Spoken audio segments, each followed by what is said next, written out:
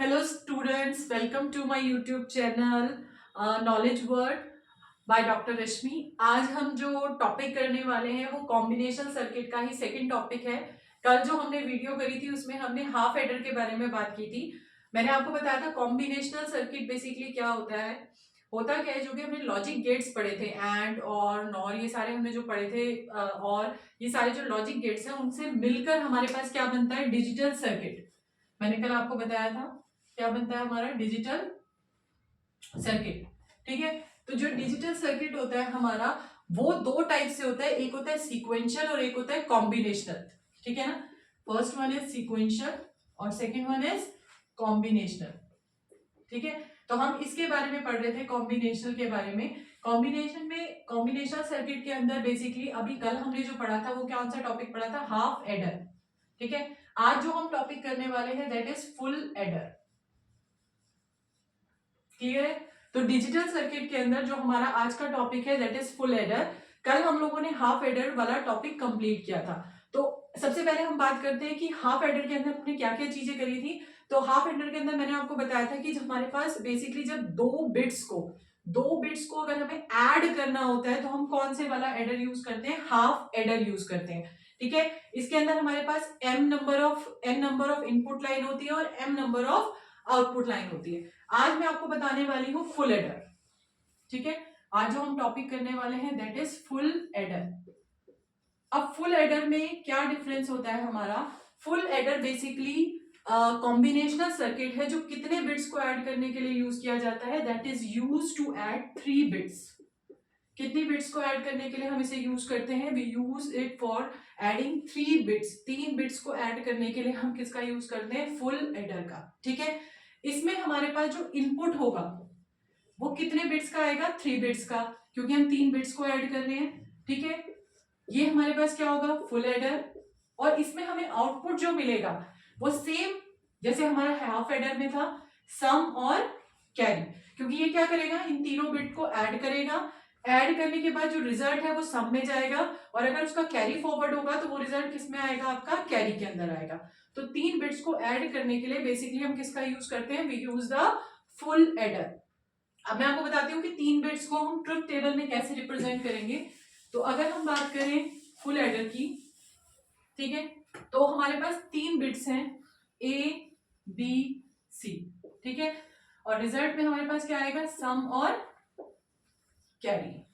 Clear है, तो ये हमारे पास 3 बिट्स हैं, 3 इनपुट हैं और हमारे पास 2 आउटपुट आएंगे, सम और कैरी। तो इसको हम कैसे रिप्रेजेंट करेंगे, मान लो अगर हमारे पास तीनों बिट 0 0 हैं, ठीक है, या फिर ये 2 बिट 0 हैं और ये वाली बिट कितनी है आपकी, 1। तीसरा कॉम्बिनेशन क्या हो सकता है कि ये 1 हो और ये दोनों बिट्स क्या हो गई हमारी, 0।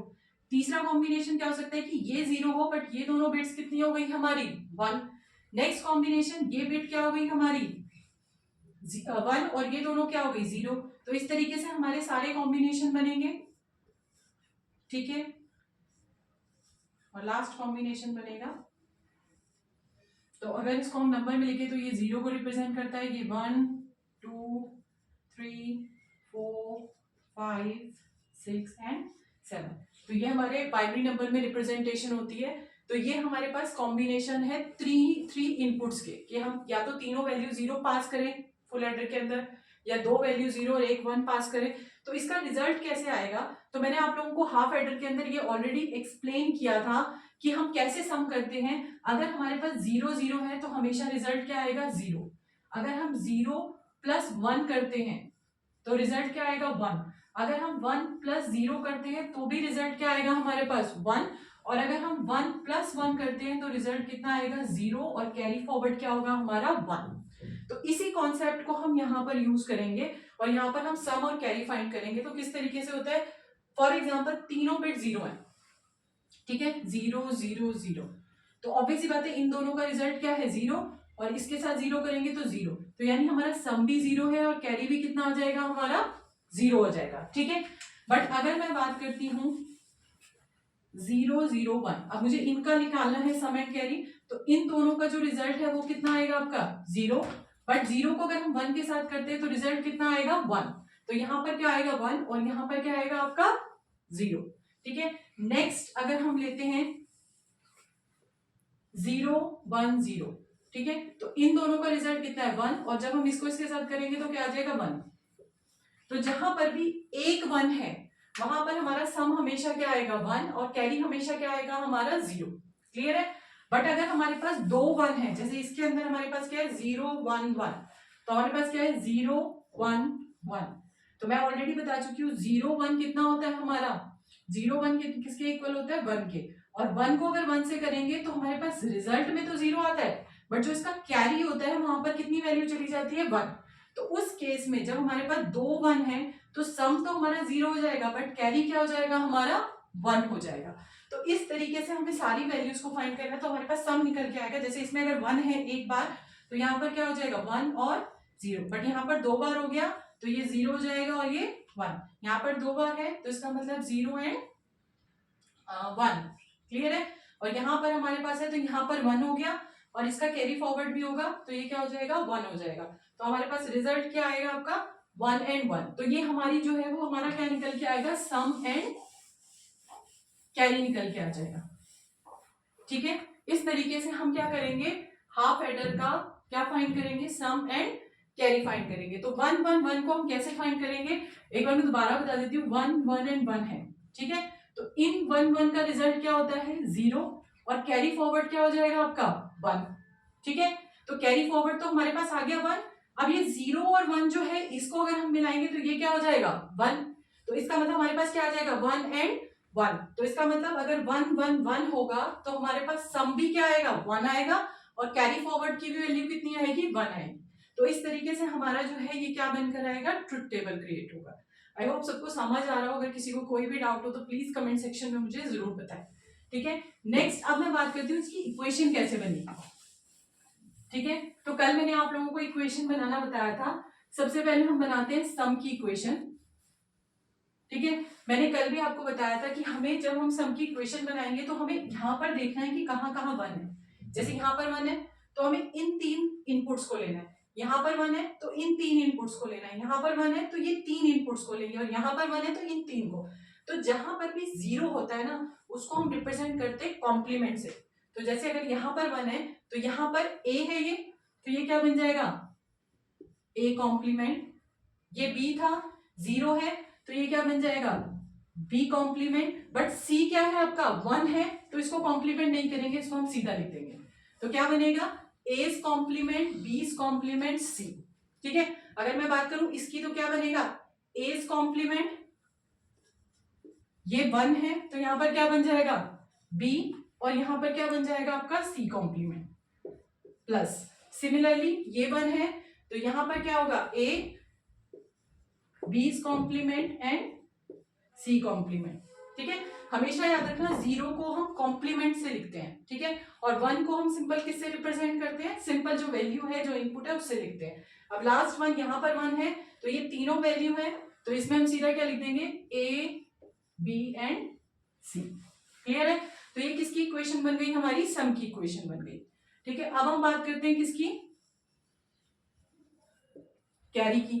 तो कैरी की इक्वेशन में 1 कहाँ है यहाँ है, यहाँ पर इसमें अगर हम देखें तो ये वाली इक्वेशन बन रही है फोर्थ वाली, यहाँ पर ये जो है 0 है और ये दोनों क्या है आपके 1 है, तो इसको हम क्या लिखेंगे a's complement b and c। और 1 कहाँ पर है आपका यहाँ पर है तो ये क्या बनेगा आपका a b's complement c plus next इसमें है आपका तो a b and c's complement plus अगर हम इसकी बात करें तो यहाँ पर क्या होगा आपका a b एंड c। तो ये हमारी दो इक्वेशन बनकर आएंगी जब भी हम किसकी बात करेंगे बेसिकली फुल एडर की बात करेंगे। तो ये हमारा सम निकल कर आया, ये हमारा क्या निकल के आया है कैरी निकल के आया, और ये किससे बनाया मैंने इस ट्रुथ टेबल से। तो हमें पहले ये क्लियर होना चाहिए ट्रुथ टेबल क्या है, फिर हमें पता होना चाहिए कि हम किस तरीके से इसको ड्रॉ करेंगे। नेक्स्ट अगर हम बात करें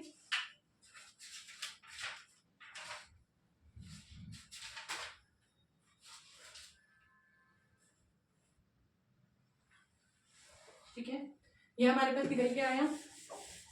अब मैं आपको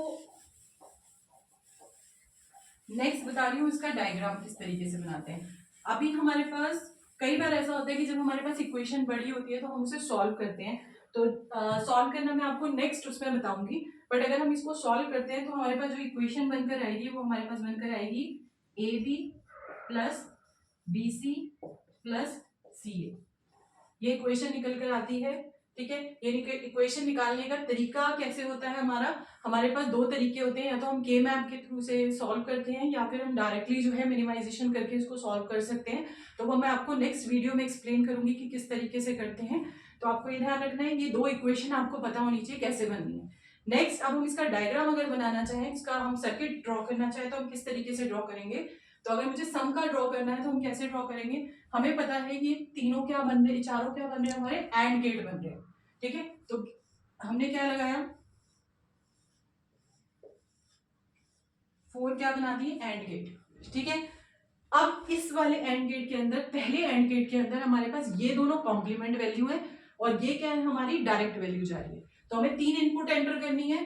तो हमने क्या बनाया, A B and C direct जा रहा है आपका, ठीक है।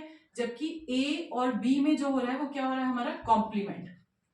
तो that represent a compliment, that is a not symbol. Not का सिंबल होता है हमारा, तो नॉट सिंबल में A और B जा रहा है और ये इसके अंदर जा रहा है और C डायरेक्ट जा रहा है, क्योंकि C में कोई भी कॉम्प्लीमेंट या नॉट ऑपरेशन परफॉर्म नहीं हो रहा है। नेक्स्ट, अगर हम इसमें देखें तो इसमें A और C में कॉम्प्लीमेंट हो रहा है, B में कॉम्प्लीमेंट नहीं हो रहा।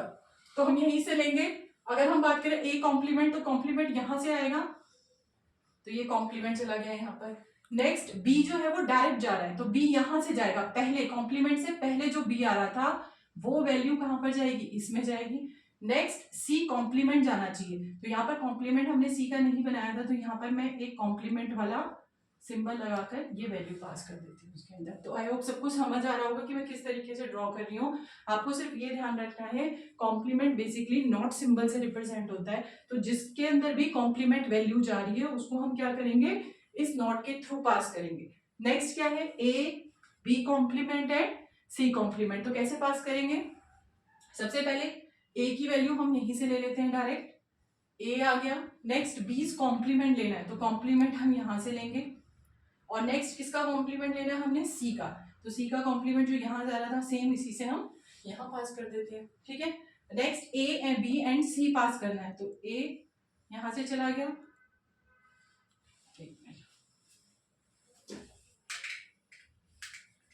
ठीक है। A हमारा यहां से जाएगा, ठीक है, क्योंकि कॉम्प्लीमेंट नहीं है। B हमारा यहां से जाएगा और C हमारा जो है उसको हम डायरेक्टली यहां से पास कर सकते हैं, ठीक है। तो इस तरीके से हमने तीनों वैल्यूज पास करी है। आपको सिर्फ इतना ध्यान रखना है कि जहां पर भी कॉम्प्लीमेंट है ना, उसको नॉट वाले सिंबल के बाद का करना है। यानी यहाँ पर अगर 1 है तो कॉम्प्लीमेंट के बाद इसकी वैल्यू कितनी हो जाती है, 0 हो जाती है, ठीक है। उसके बाद ये तीनों वैल्यू जो है वो हमारी कौन सी सिंबल के अंदर जाएंगी, ये हमारा और गेट हो गया, एंड देन हमें क्या मिल जाएगा, सम मिल जाएगा। तो ये सर्किट ड्रॉ किया है मैंने इस इक्वेशन के अकॉर्डिंग। सिमिलरली हमारी जो सेकंड इक्वेशन है उसके अकॉर्डिंग भी हम सेम तरीके से क्या ड्रॉ कर सकते हैं, अपने सिंबल्स को ड्रॉ कर सकते हैं। तो इस तरीके से हमारा क्या बनता है, फुल एडर बनता है। और फुल एडर बेसिकली कितने बिट्स को ऐड करने के लिए बनता है, बेसिकली 3 बिट्स को ऐड करने के लिए। जबकि हाफ एडर हमेशा कितने बिट्स को ऐड करने के लिए बनता है, 2 बिट्स को ऐड करने के लिए, ठीक है। अब कई बार एक क्वेश्चन है जो एनटीए नेट में पूछा जाता है, एनटीए नेट या कई कॉम्पिटेटिव एग्जाम्स में ये क्वेश्चन पूछा जाता है कि अगर आपके पास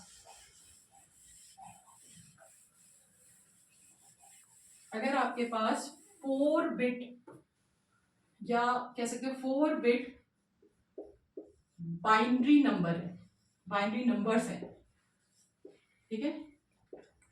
4 बिट बाइनरी नंबर्स है, दैट मीन्स 1101 1010, ठीक है। तो इनको ऐड करने के लिए, क्योंकि एडिशन है ऑब्वियस सी बात है, तो इनको ऐड करने के लिए आपको कितने फुल एडर और कितने हाफ एडर की जरूरत पड़ेगी, ठीक है। यानी इन नंबर्स को ऐड करने के लिए कितने फुल बिट और कितने हाफ बिट की जरूरत पड़ेगी। अगर मैं इसको ध्यान से देखूं तो इसमें जो लीस्ट सिग्निफिकेंट बिट्स आएगी आपकी, यानी जो सबसे लास्ट में आ रही है ये वाली, ये जो है ये 2 ही बिट होंगी हमेशा, ठीक है। It's only 2 bits, 2 he bit होंगी। तो इसके लिए तो हम हमेशा किसका यूज कर सकते हैं, हाफ एडर का। बट इसका जो भी रिजल्ट होगा, चाहे वो रिजल्ट हो या ना हो, वो आगे कहां पर आएगा, नेक्स्ट वाले में कैरी फॉरवर्ड होगा।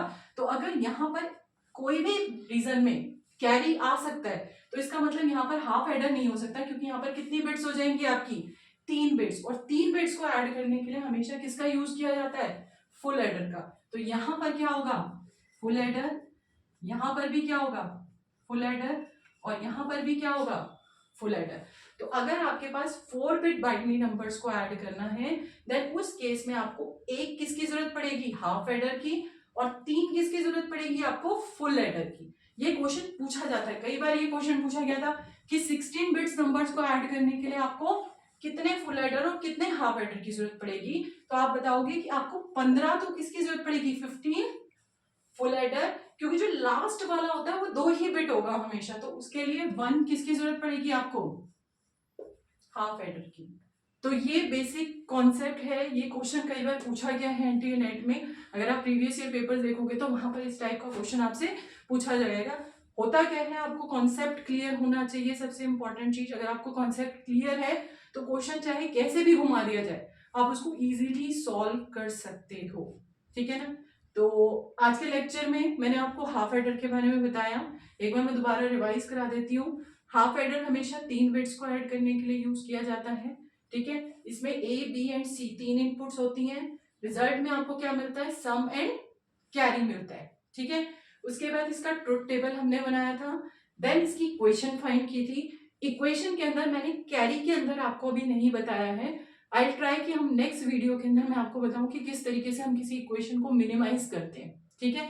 उसके बाद नेक्स्ट हमने बनाया था इसका सर्किट, तो और उसके बाद हमने ये क्वेश्चन सॉल्व किया जो एनटीए नेट में कई बार पूछा गया।